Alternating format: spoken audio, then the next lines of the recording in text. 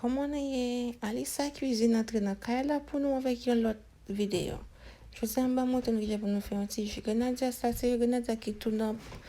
Ça vous fait li retirer li dans Nadja et puis la dans sachet à tout grain.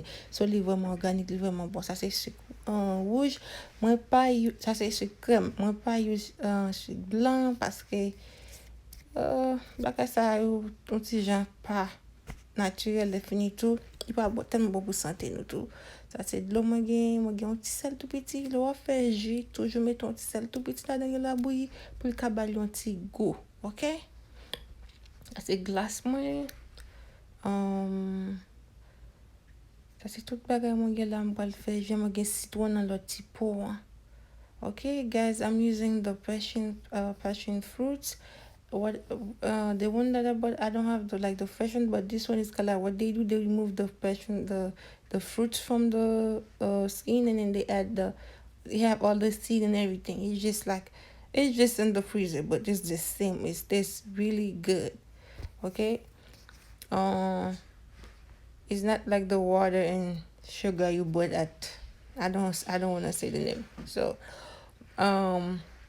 when you make your own, you know what's going in your mouth. Okay, so now I have the sugar, I have the lime in there, lime and key limes in the cup. I'm gonna add them in my juice too, and I have some almond extract, and I have a little bit of salt for a taste. Always add a bit, like a little pinch of salt in your juice, or when you're doing porridge, just because you need the taste. Without this, it's not gonna have taste. Okay, just add a little bit of a pinch of salt.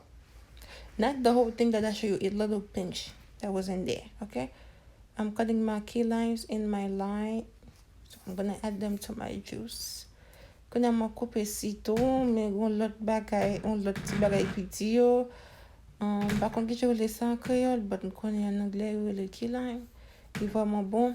The key lime is really good. You can wake up in the morning, get a glass of water and squeeze one, and you drink it. It's really good before you eat. It's very good for you, especially if you wanna lose weight.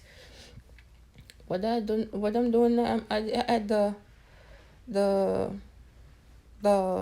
passion fruit, and then I add sugar. I need to make sure all the seed, everything, like the meat stuck in the flesh.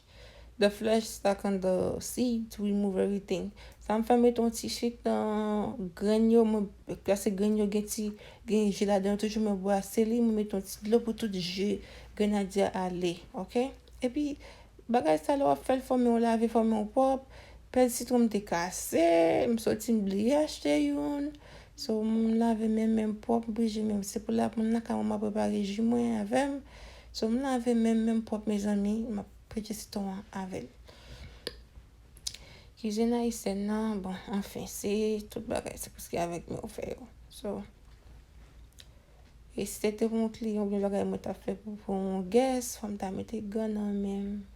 Parce que moi, j'ai eu la marché, la gadon, depuis que je suis moi au marché. On a ma pris citron avec l'autre bagay, moi, je ne sais pas là. Mais c'est même famille citron tout. So, mettez tes essence, moi, j'ai essence là, moi, j'ai te montre mettre un petit sel là-dedans. Now I'm making sugar là-dedans. Now I'm adding the sugar in there. Guys, I don't use white sugar. I use brown sugar because brown sugar is kind of more healthy than white sugar, I think. So I'm using almond extract. I'm using tea sauce now. Yo pour mettre là-dedans pour qu'elle balle un petit goût. Pour qu'elle balle un petit goût.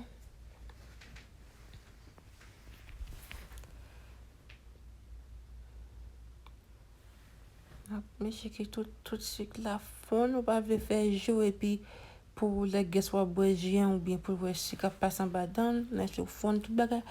You don't want to make your juice and then the sugar crushing under your guest mouth and everything is not gonna look good. So this is what I used, guys. This is it.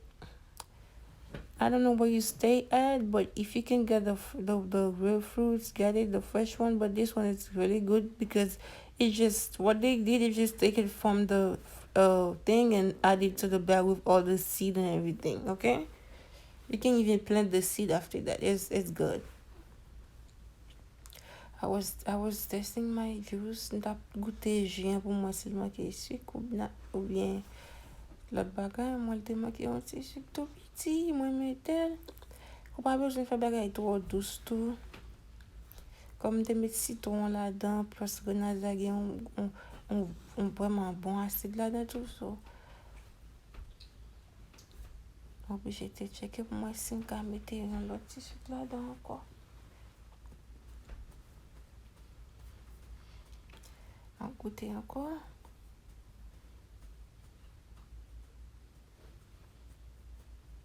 Là, mon quoi est bon, ok? Bon, j'ai fini de préparer mes amis. C'était pour mal servir nous là. Pas tout le temps pour pas changer dans le galon qui te préparé. I'm adding ice now, mettre glace. Café suffit ça va monsieur la première. You know, pas besoin tout à servir soda, you know. Vieux bagaille gazeuse boire bagaille ça pas tellement bon pour santé mon mes amis, faites attention nous ka boire un petit ton fois dans semaine deux fois but pas faire habitude pour n'a perdre qu'un coutume pour n'a perdre boire tout le temps. Any guys, if you can make your own juice, it's better to make your own. So I know you have soda, you have everything ready in your fridge, but sometimes when you make your own, you know what's in your mouth, what's going in your stomach, you know. So it's better for your health too. So try it. So now I was t'as fait un petit movie night, petit menu, so m't'a mis dans baguette. I was doing a movie night with my kids, so I was adding some juice in the cup, putting the straw. I had already made my popcorn for them, you know, like I love to spend time with my kids, so I was ready to watch a movie with them and have a little mommy and daughter time. So thank you for watching. I hope you watched the video all the way to the end, and thank you so much once again. I really love you guys, and moi aime nous toutes, moi apprécier nous. Même si nous commenter, pas arrêter dans le petit temps, moi toujours reply nous. So passez une bonne nuit, bonne journée, whatever.